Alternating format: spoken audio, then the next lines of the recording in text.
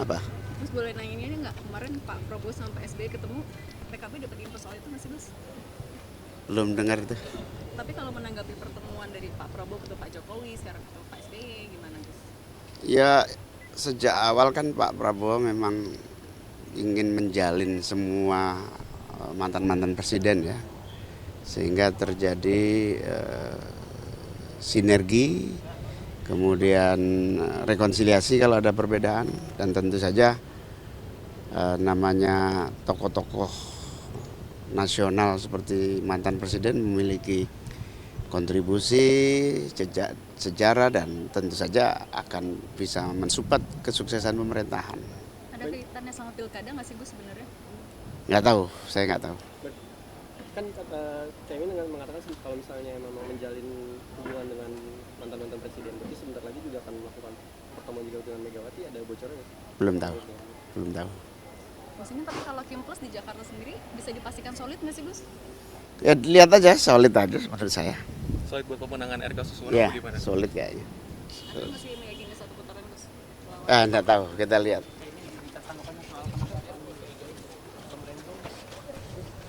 Ya kan udah lama itu. Ikut bersedih dan moga-moga sabar. Kasih ya. Kasih Gus. Unsur non pemerintah yang diseleksi dipilih itu 6. Transit.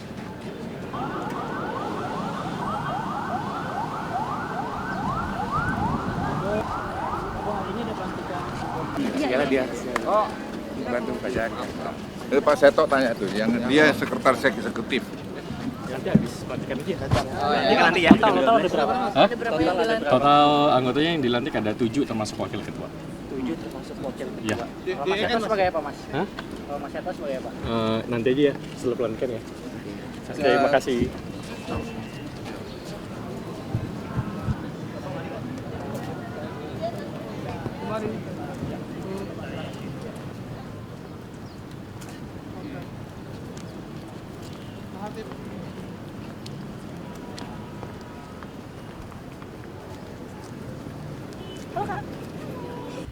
Pertama, kita melihat bahwa kelas menengah di Amerika ini turun. Artinya kalau kelas menengah di Amerika turun, itu makanya pekerjaan presiden terpilih itu penting untuk mengangkat kelas menengah. Nah, bagi Indonesia tentu kelas menengah yang turun akan mengurangi demand terhadap produk-produk Indonesia. Nah, kita ketahui Indonesia dan seperti negara ASEAN yang lain itu mengandalkan konsumsi di Eropa, konsumsi di China maupun konsumsi di Amerika. Sehingga tentu perlu kita perhatikan agar kalau ekonomi dunia kembali sebelum pre-pandemi kan pertumbuhannya relatif tinggi di atas 6%. Sekarang kan masih rata-rata di 3%. Jadi seluruh dunia masih melihat bahwa global belum baik-baik saja. Sehingga kita juga harus memperhatikan perkembangan kekuatan ekonomi di negara-negara lain. Ya. Artinya tapi ada kebijakan dari masing-masing kandidat yang diantisipasi nggak untuk perubahan kebijakan di dalam negeri juga? Ya, kalau kita melihat saja karena memang sekarang dengan kemarin Joe Biden itu kan juga mendorong agar manufacturing kembali ke Amerika. Kalau sebelumnya kan Amerika mendorong manufacturing itu di negara-negara Asia termasuk China. Tetapi sekarang mereka merasa bahwa dengan kekuatan teknologi di Asia yang utamanya China juga semakin tinggi, mereka tidak ingin ada ketergantungan terhadap Asia. Makanya mereka keluarkan yang namanya Inflation Reduction Act, termasuk di dalamnya untuk critical mineral. Nah, bagi Indonesia kita sudah mulai berbicara dengan Amerika untuk critical mineral. Karena kita adalah the largest producer daripada nikel dan EV ecosystem, termasuk anodenya. Jadi bukan hanya berbasis kepada bahan baku mineralnya, tetapi anodanya yang basisnya adalah carbon black. Ada impact ke harga? Kalau harga minyak tentu impact-nya apa yang terjadi di Timur Tengah, di Middle East.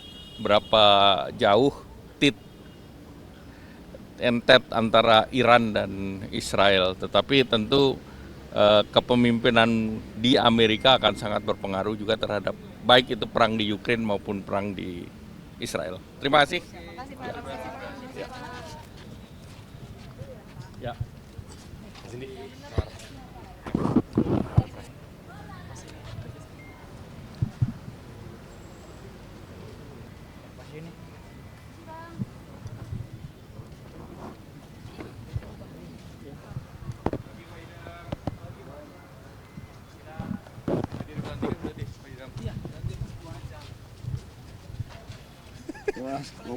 Sedikit dong Pak Idam. Kenapa? Pelantikan ini, Bang. Hah? Hari ini informasi yang kami terima lewat surat undangan itu pelantikan pengganti antar waktu anggota KPU Indonesia yang sebagaimana sudah diketahui oleh publik ya, dan penggantinya itu Mbak Ipa ya, dan hari ini jam 11 akan dilantik oleh Bapak Presiden. Sudah 2 bulan Ya, waktunya memang sudah 2 bulan lamanya ya memang. pelantikan merupakan kewenangan penuh Bapak Presiden atau pemerintah. Seperti itu. Kan menjelang pilkada serentak Iya. ini dan terus untuk mengantisipasi politik uang dan sebagainya. Berkaitan dengan mitigasi politik uang, kami sebagai penyelenggara pemilu sesuai dengan apa yang ditugaskan oleh Undang-Undang Pilkada pada kami, itu adalah melakukan kegiatan sosialisasi pendidikan pemilih dan aktivasi partisipasi masyarakat. Karena untuk memutus mata rantai praktek politik uang itu harus melakukan gerakan bersama. Jadi tidak sekedar penyelenggara pilkada, tetapi juga seluruh stakeholder dan pemilih memiliki komitmen yang sama untuk memutus mata rantai praktek politik uang.